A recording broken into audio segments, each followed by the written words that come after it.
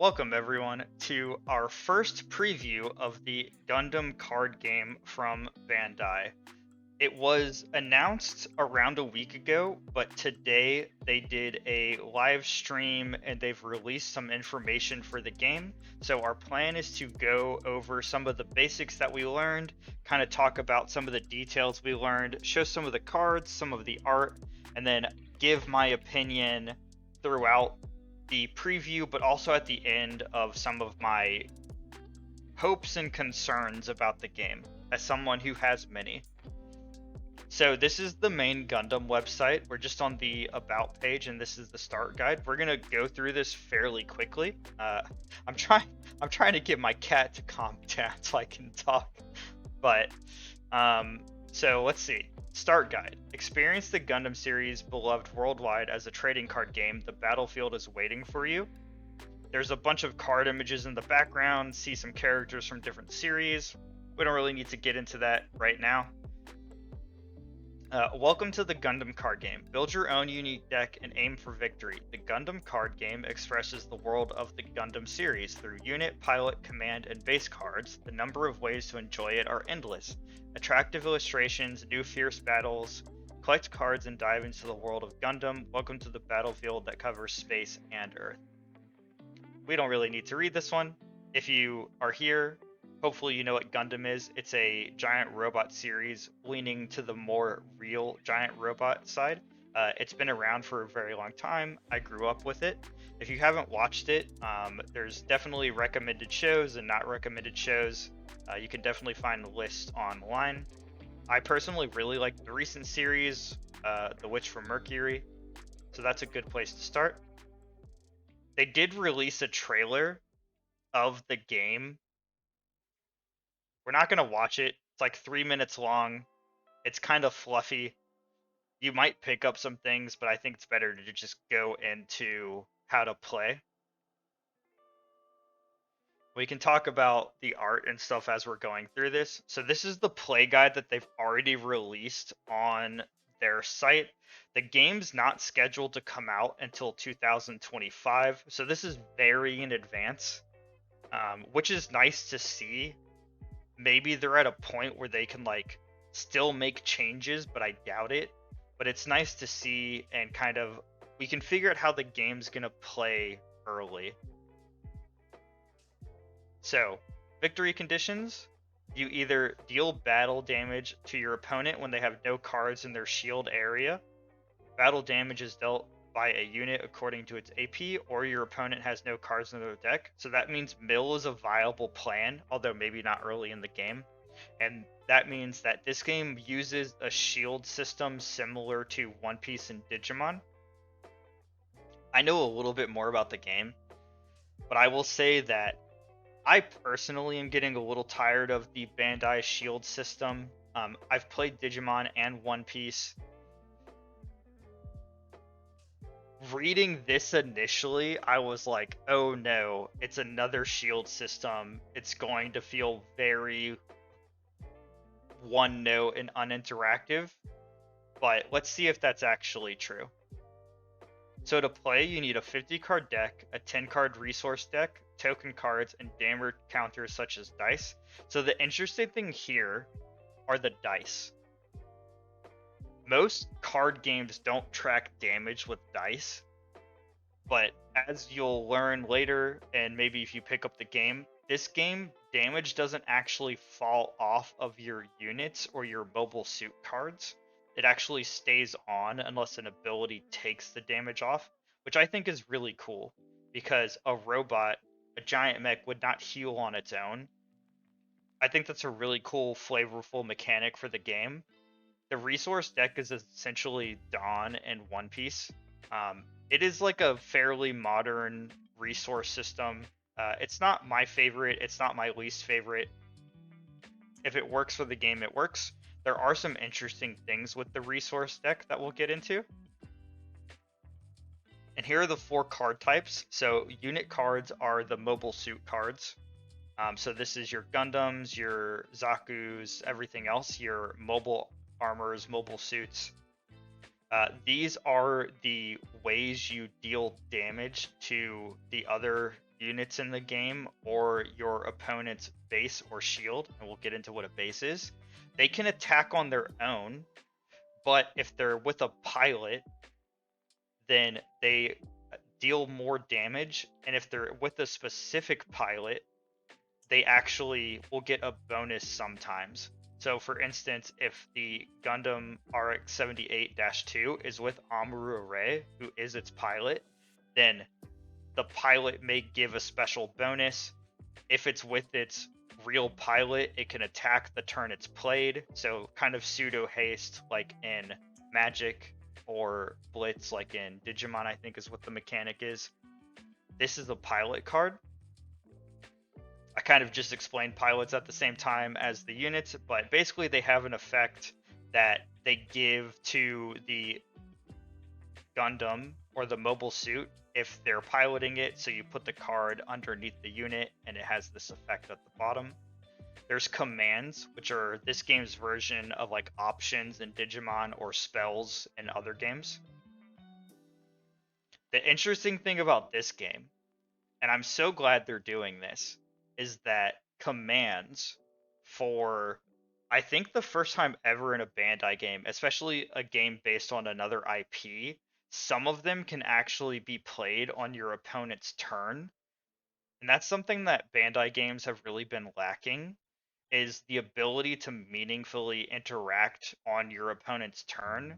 And the way it works essentially is during the combat step of the game, like if you are attacking with a unit, there's something called an action step where your opponent gets to play a command as like it says action on the card if it can do it, as like an instant speed command, and then you get to play one if you have one to play as well. So that means for the first time maybe ever, you actually do need to leave up resources to do things on your opponent's turn, which is a really nice change of pace for a Bandai game. It adds a lot of depth that I think was lacking in their game, so I'm very excited about that. And then the final type of card is a base card. This type of card, like what this is doing for the game, for me is a game changer for Bandai games. So what a base card does, and as we scroll down, we'll see, in the battle area, there's a shield area where you put your shield cards from the top of your deck, but you can also play a base card there. And what the base card essentially does is act as a 1st and 7th shield that has support abilities for your deck. So I don't think I can click on it now. But essentially, like, any damage that would be done to your shield area if you have a base out is done to the base first, and all bases have an HP. So this Archangel has 5, and you can't read it, but it has effects down here. It says like a deploy effect and activate main effect once per turn. It gives a reason for the shield area to be there strategically that Digimon and One Piece don't have. They're just cards you put face down that sometimes you get back, sometimes they have an effect when you flip them up, depending on the game. It just gives way more strategy to how you build your deck, like what kind of base you want in your strategy, when do you play the base, because they do have a cost to play them, and kind of just adds a way to extend games and not make them feel so one-sided. I feel that Bandai games have a tendency to feel very one-sided. So a deck contains exactly 50 cards. Up to 2 colors of cards may be included. Up to 4 cards of the same card number may be included. And this is kind of just everything I went through, but we can actually see the art.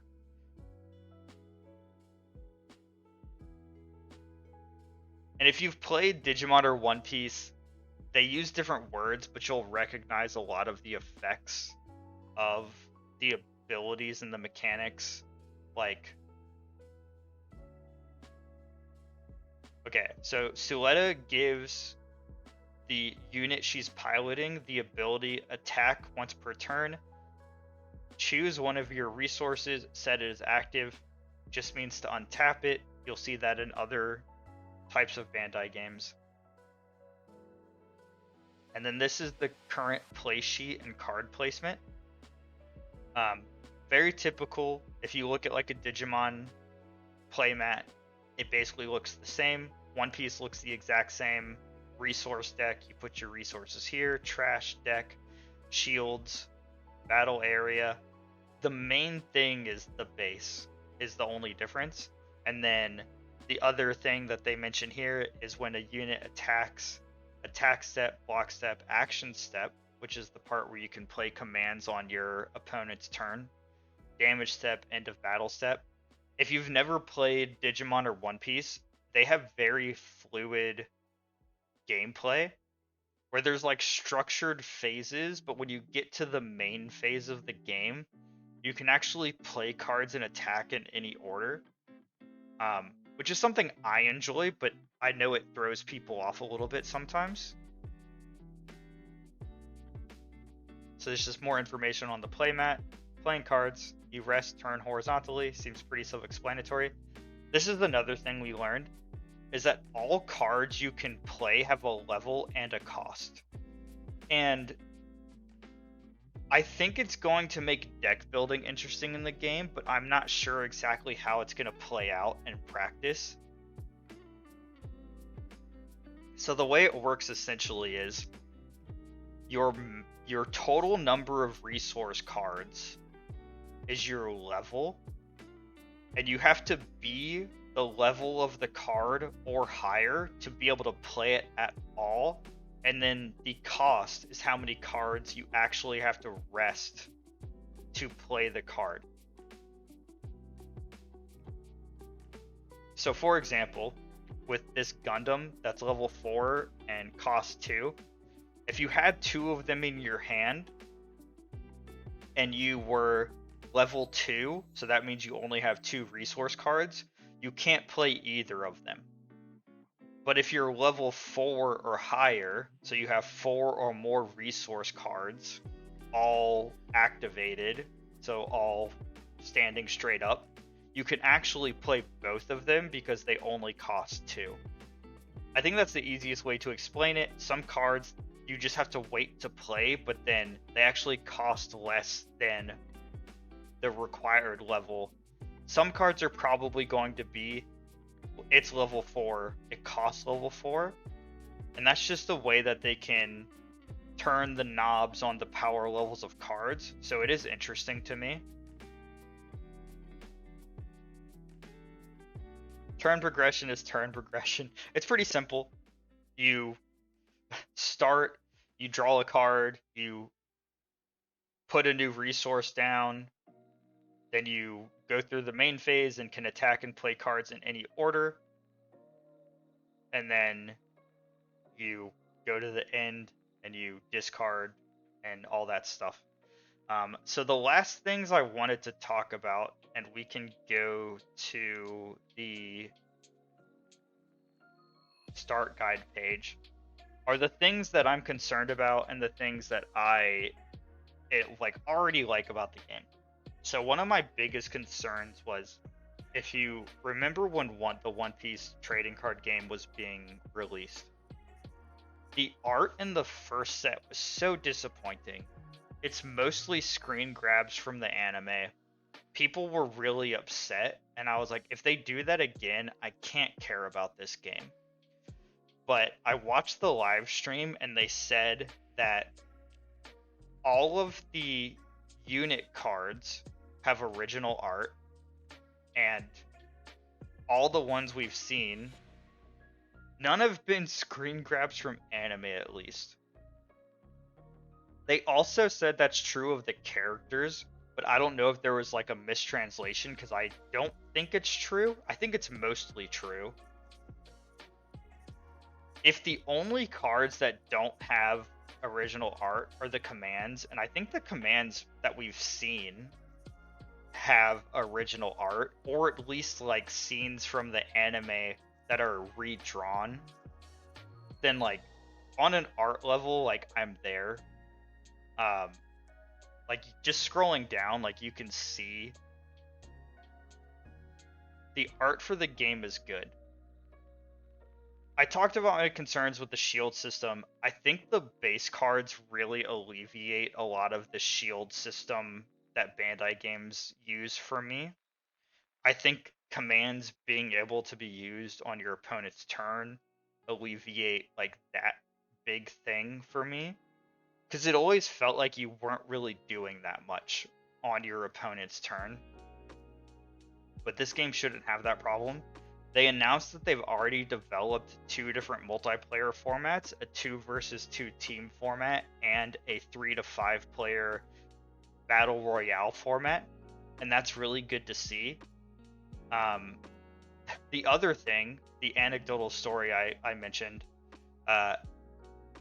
this morning I woke up to the announcement that they were releasing a beta product of the game. And I saw this before I saw the information about the game. And this was my thought process. I messaged some friends and I was like, okay, I'm gonna buy it before I know anything. And if it's the only thing I buy and the game is bad and the art's bad, then I spent a little bit of money on a limited edition product, and then I'm done and I'm okay with that.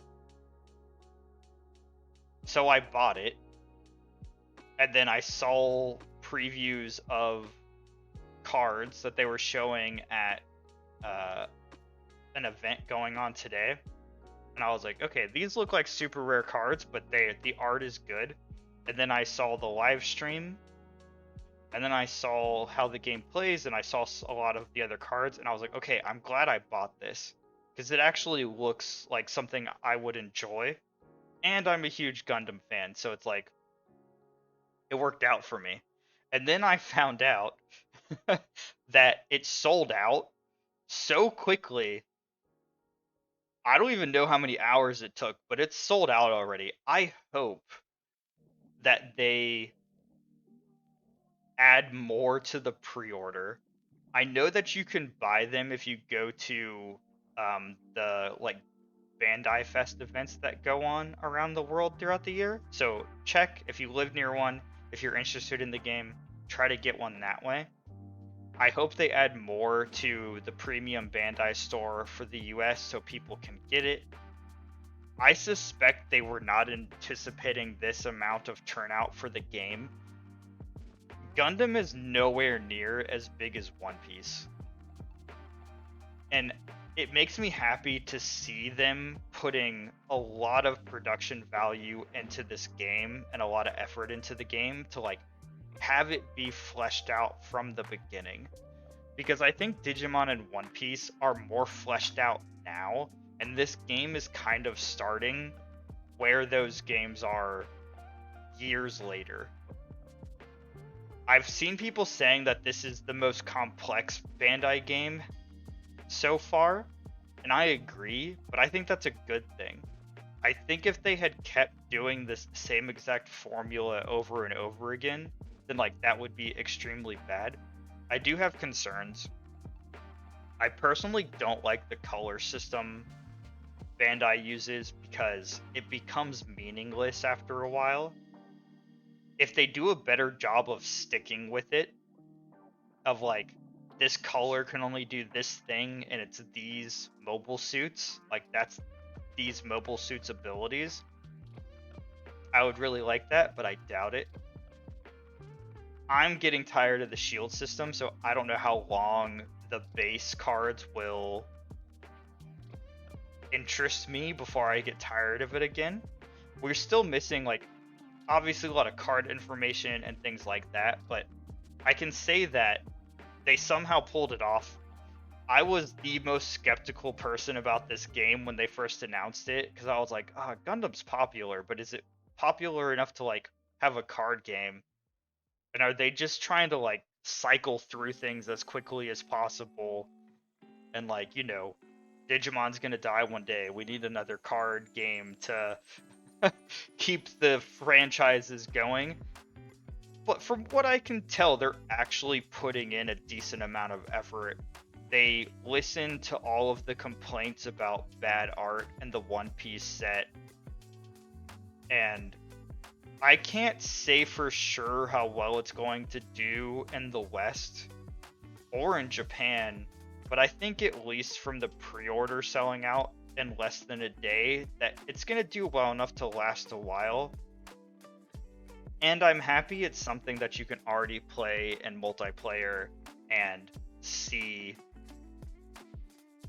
how that goes with people. So this was just a quick preview of what we saw. I'll end with showing the beta cards. They did say the beta cards will be legal in the full game once it comes out. I'm happy I bought it, and I'm sorry for everyone who couldn't buy it. You know, let Bandai Premium know on Twitter, like let them know however you can that people still want to get it if they can. If they have any way to add more pre-orders, I think it would be like a really big thing. I'm excited to see where it goes. There's no specific release date for the actual first set. It just says 2025. I'm expecting summer 2025 or fall 2025, but that'll be it for this preview of the Gundam card game. I'm hoping to make more videos for the game as we get more information, but time will tell if I'm able to do that. But I hope you enjoyed this first one. I hope you're looking forward to the game. If you have any questions or concerns, or you just want to talk about your favorite Gundams, feel free to leave a comment. You can like and subscribe for some other trading card content that I make, and I'll catch you next time. Bye bye.